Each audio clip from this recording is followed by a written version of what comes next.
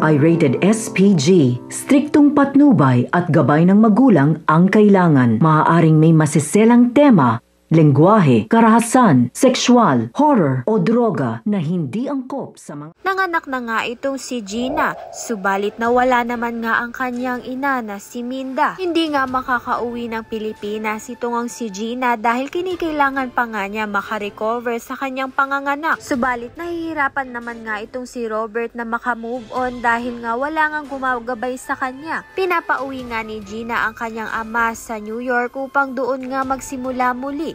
At dahil para nga may kasama nga muli itong si Robert, ngunit hindi naman nga gusto ni Robert na bumalik nga ng New York dahil nga mas lalo pa nga raw siyang madidepress. Unti-unti na ngang nilalamon ng kalungkutan nito ngang si Robert.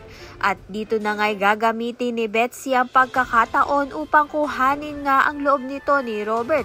Dahil maghihiganti nga itong si Betsy at sisirain niya nga ang buhay at pamilya nga nito ni Gina.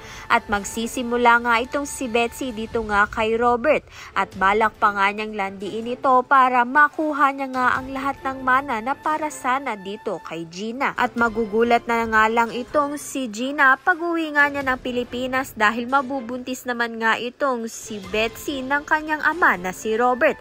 At ang mas malala pa nga ay pakakasalan nga ni Robert ang best friend nga nito ni Gina na si Betsy. Kaya naman nga't yan at iba pa ang dapat nating pakaabangan. Maraming salamat sa iyong panonood.